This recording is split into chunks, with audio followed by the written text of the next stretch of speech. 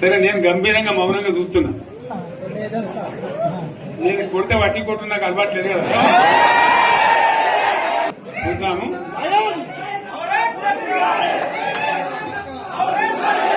నాలుగు రోజులు కానీ అన్నట్టుగా నేను చూస్తా ఉన్నా. కానీ మనోళ్ళందరూ కూడా ప్రతిపాదిస్తున్న ఏంటంటే, ఒక సంవత్సరం జరిగిపోయింది, సంగమేశ్వర ఆన్నే పన్నది, బసవేశ్వర ఆన్నే పన్నది, పాలమూరు ఉత్పత్తుల పథకం ఆన్నే పన్నది, కాళేశ్వరం అట్లా ఎండబెడుతున్నారు, ఇవన్నీ అన్యాయాలని. కాబట్టి ఫిబ్రవరి నెలాఖరులో ఒక పెద్ద బహిరంగ సభ పెట్టాలి, మీరు కథ చూడాలి అని జరుగుతూ ఉంది. కాబట్టి మీరు కూడా పెద్ద ఎత్తున దయచేసి ఆ సభకు కదిలి రావాలి, కదా దూరమే ఉండదు. ఆ రకంగా తెలంగాణ శక్తి ఏందో మరొకసారి చూపించి వీళ్ళ మెడలు వంచి ఇప్పుడు సాధించాలి. భవిష్యత్తు కోసం కూడా కొట్టాడకు మనం సిద్ధంగా ఉండాలని తెలియజేసుకుంటూ, పరమేశ్వర్ గారికి అంతటి లోకమంత్రం ఇది. కోటి రూపాయల భూమి ఇప్పుడు 50 లక్షల కట్టుకోలేదు.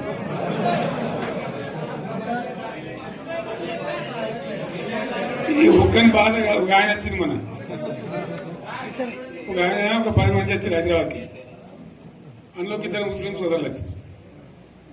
साहब सो तबाह हो गया, इफलासी मुफलासी बच्चे क्या दबे होगा.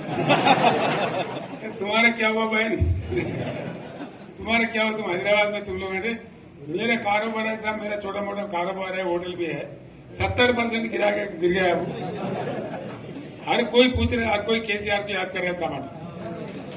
వాళ్ళు మాట్లాడుతున్నారు. ఎక్కడ ప్రతి ఒక్కరు భూముల ధరలు పోయినాయి, మన్ను పోయినాయి, మసాలా అన్ని పోయినాయి. ఎంత మంచిగా 4 ఎకరాల రైతు నేను 4 కోట్ల ఆసాగా అనుకుంటుండే, అంత ధీమా ఉంది, ఎంత బాగుండే. హైదరాబాద్ నుంచి అడిగితే కూడా వచ్చి మనం ఇవ్వకపోదాం భూములు, డిమాండ్ పెరగానని. అంత బ్రహ్మాండంగా మారుమూల ప్రాంతంలో కూడా 40 లక్షలు 50 లక్షలు ఎకరానికి ఉండే. అటువంటిది సగానికి సగం పడిపోయి మొత్తం నాశనం చేశారు. వీళ్ళు ఇంట్లో వదిలిపెడితే ఇంకింత నాశనం అవుతుంది. కాబట్టి మనం కొట్లాడాల్సిందే. నేను ఇంకొక మాట మీకు చెప్తా. ఎలక్షన్లలో నేను మస్తుగా చూసిన 50 ఏళ్లలో పార్టీలు గెలితే ఓడతాయి. ఇంత మాయలు ఏడాది లోపలనే కాంగ్రెస్ పార్టీ దొరికితే కొడతాం రానంత గొప్పగా.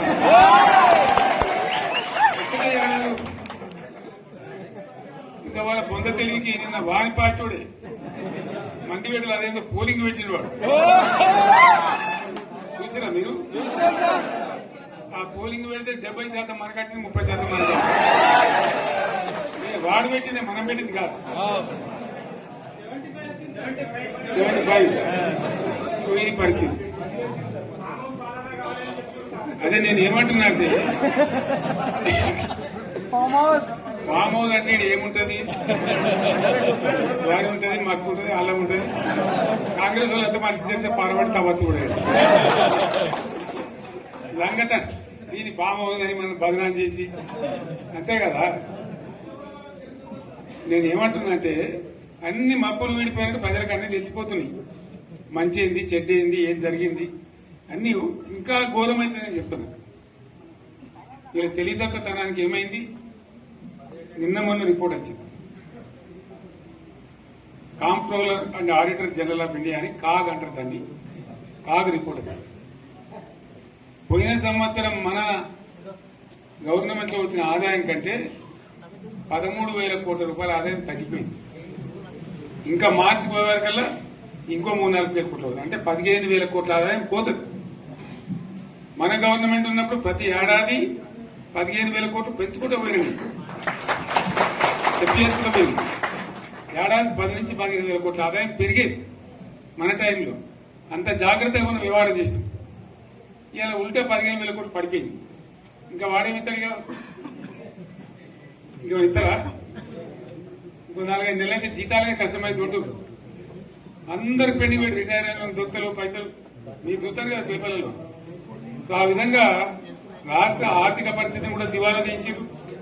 వాళ్ళతోనేం కాదు, 100కు 100% ఇప్పటికే ప్రజల నిర్ణయానికి వచ్చిండ్రు. డెఫినెట్ గా రాబోయే గవర్నమెంట్ మనదే అని అనుమానం కూడా అవసరం లేదు. సింగూరు నుంచి లిఫ్ట్ చేసి సంగమేశ్వర, బసవేశ్వర 2 లిఫ్ట్లు పెట్టుకున్నాం.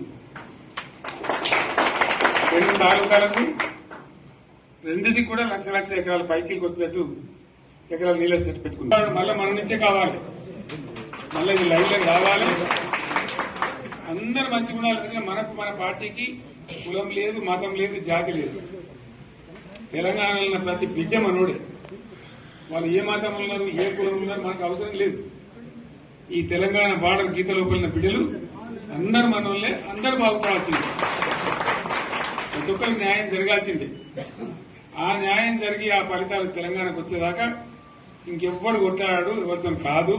అది అబద్ధాల పంచాంగం. మళ్ళా మనమే కొట్లాడాలి. అంతేనా? పక్క మాట అనేది కొట్లాడదాం కదా. ప్రాణం పోయినా సరే తెలంగాణకు రక్షకులు మనమే. తెగించి కొట్లాడాల్సిందే. తెలంగాణ హక్కులను కొట్లాడాల్సిందే. మనమే కొట్లాడి తీరాల్సిందే. అనే రెండవ మాట లేదు. కాబట్టి దయచేసి అవసరమైన సందర్భంలో మీ జిల్లా నాయకులు పిలిపిస్తారు, రాష్ట్రం నుంచి నేను కూడా పిలిపిస్తాను. మీరు సిద్ధపడి ప్రత్యక్ష ప్రజా పోరాటాలు లేవదీసైనా సరే మన ప్రాజెక్టులు సాధించుకోవాలి, మన నీళ్లు సాధించుకోవాలి, మన ప్రజలకు అన్యాయం జరుగుతుంటే ఎదురు తిరగాలి, కొట్లాడాలి. తప్పకుండా ప్రజలకు న్యాయం చేసేదాకా మనం ముందు పోతూనే ఉండాలి. తెలంగాణ కోసమే బయలుదేరిన జెండా గులాబీ జెండా.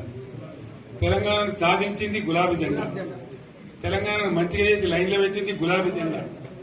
భారతదేశంలో నంబర్ 1 అనేక విషయాల్లో చేసి సాధించి చూపెట్టింది గులాబీ జెండా. కాబట్టి దయచేసి నేను మీ అందరిని కోరేది, మీకు మంచి ఎమ్మెల్యే ఉన్నాడు మాణిక్రావు గారు. ఆయన నాయకత్వంలో మంచిగా పనిచేసి మంచిగా ముందుకు పోయి చాలా చక్కగా మంచి ఫలితాలు భవిష్యత్తులో సాధించాలి.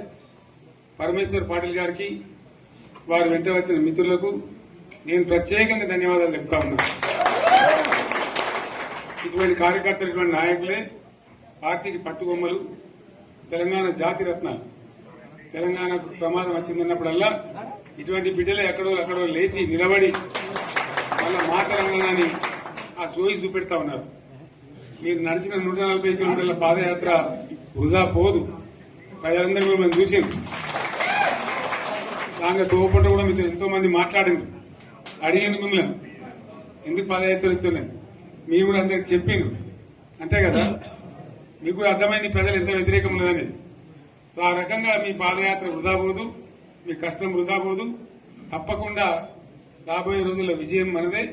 అయితే మన విజయం మన కోసం కాదు, అది తెలంగాణ విజయం కావాలి, తెలంగాణ ప్రజల విజయం కావాలి, తెలంగాణ రైతుల విజయం కావాలి అని మనవి చేస్తూ మరొకసారి పరమేశ్వరుని వారి బృందాన్ని అభినందిస్తూ వస్తున్నట్టు మనకు లైన్